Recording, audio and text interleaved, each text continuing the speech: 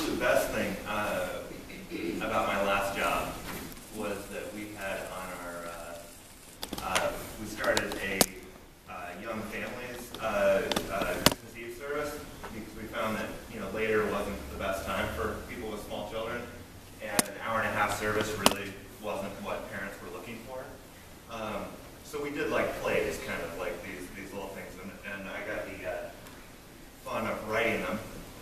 And the last one that I got to write was one about a superhero Christmas, and I got to be Batman, which was pretty sweet. And we went full in. We got like the whole costumes with like the muscles and everything. We had the whole. We had Wonder Woman. The lead pastor was Superman.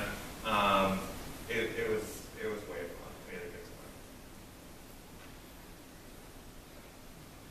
So almost there. Yeah, phone booth. Where does Superman change now? That's a really good question. When's the last time you saw a phone booth? After Google.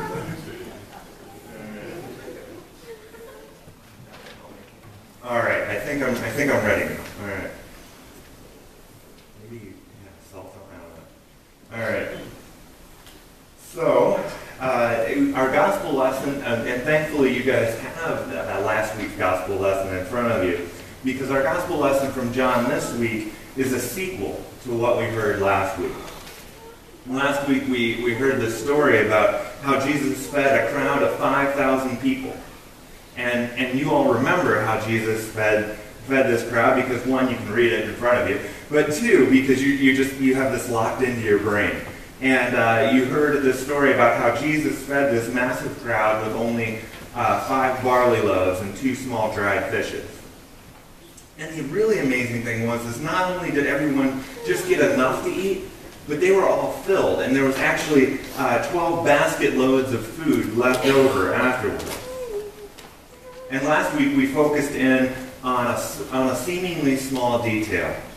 We looked at the idea of what the loaves were made out of. What grain were they made out of? And we learned that barley was the bread of poor people. We learned that this was the bread that God multiplies and shares. God's bread is the bread that's eaten by the poor. And here's where this week's gospel, the sequel to the feeding of the 5,000, makes me a little nervous. All right? So Jesus feeds the 5,000, right?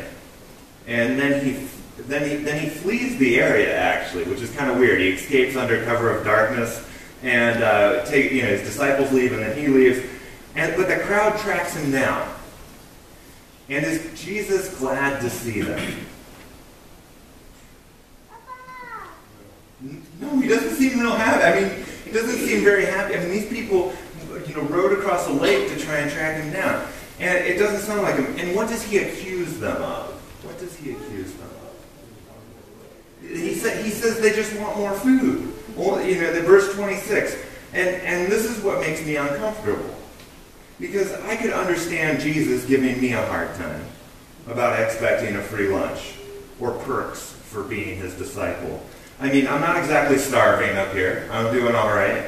And I get a good regular salary paid by you all. But that's not who's following Jesus, right? You're not having upper middle class pastors following Jesus. You've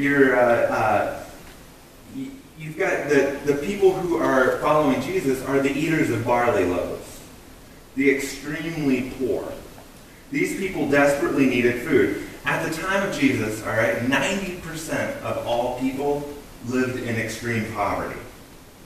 All right, they worked all day at hard manual labor to earn enough to buy food for that dinner for their family. Not to fill them up, but just barely to sustain their family for that day. And after eating, people would sit down and start planning how they were going to make enough to feed their family the next day. That was all you did. You work for food, eat, and then start working again so that you could earn enough to eat. If you got sick, you didn't have sick days. If you got hurt, there was no disability. If one of those things happened to you, your family very rarely could starve to death. This is the group of people that Jesus appears to be chastising for wanting more bread. If we read it this way, it kind of sounds like Jesus is kind of uncaring in some ways. He feeds all these people and then criticizes the same hungry people when they want more food. Is this what's going on?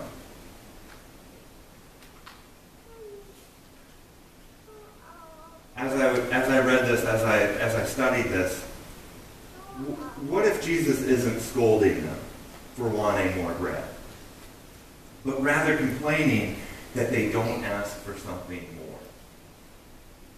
6:27, Jesus says, "Do not work for the food that perishes, but for the food that endures for eternal life."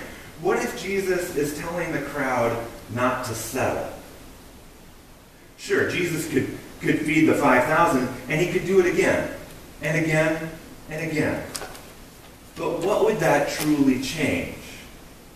There would still be desperately hungry people down the road in Nazareth. There would be hungry people in Bethlehem, in Jerusalem, in Egypt, and around the world. Jesus came not just to feed us, but to transform us in order to transform the world. When we come forward in a few minutes, all who hunger and thirst for God's grace will receive bread and wine. This is the assurance of Jesus' love, forgiveness, and acceptance of all who eat. And yet, does it stop there? Are we just supposed to sit back down and be like, oh, I feel so good right now? No, we are forgiven in order to forgive. We are loved in order to love. What if we are fed in order to feed others? Is this what Jesus is trying to move the crowd and us towards this morning? One popular interpretation that I have heard about the feeding of the 5,000 is that there was no miraculous multiplication of the loaves and fishes. I don't know how many of you have ever heard this, but as the version of this story goes, everyone would have packed food and drink with them because they weren't dumb and they were in the middle of a desert. And Jesus' example of sharing in front of them inspired them to share what little they had so that all had enough.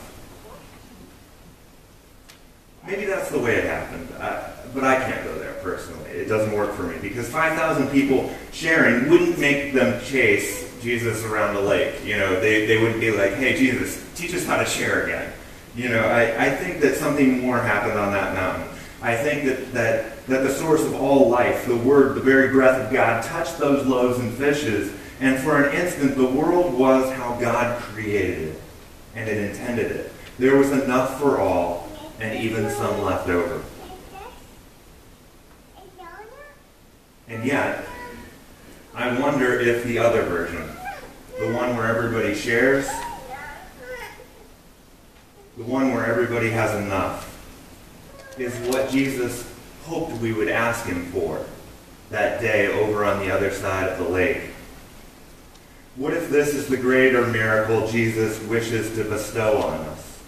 Transformed hearts, to transform lives, to change the world. I wonder this because the words Jesus uses and the instructions he gives. The people, all the people we ask, what must we do to perform the works of God? And Jesus answers them and us, this is the work of God, that you believe in him in whom he has sent. All right, and the problem there is that believe means something very different for us than it did way back in Jesus' time. Because now we have made belief about intellectual assent. We will ask people, do you believe in evolution? You know, we ask people, what do you think about it? You know, do you believe in climate change? What do you think about it? These are questions about what we think, what we understand. Belief for John, John's Jesus, all right, is always based in action. Belief is not something that you think about. Say, yes, Jesus, you're right. It could be most closely translated as living by the other's life. If you want to believe in Jesus, you have to live by his life, following and emulating Jesus' example of forgiveness, of service, of compassion. Jesus says, I am the bread of life. And it isn't a statement of so much of who he is, but what he does. Jesus declares who he is by his actions.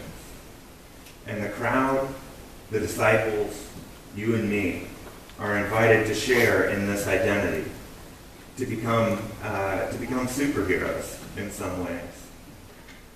We cannot multiply loaves, right? How many of you can do that?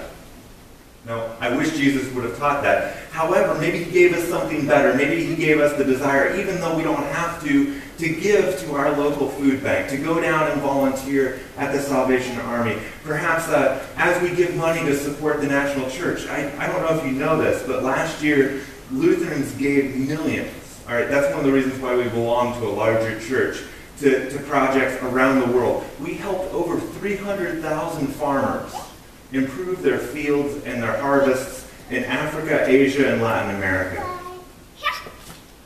We cannot raise the dead, but we can give to Relay for Life and walk next Saturday so cancer victims and survivors know that they are not alone and that we will find a cure to this awful disease.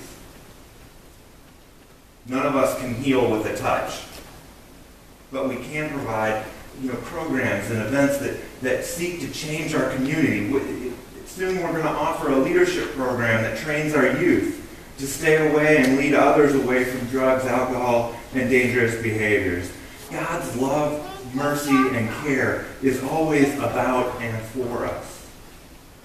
And yet God's mercy and love is never just about us. It's just for us. We are transformed to transform others and change the world.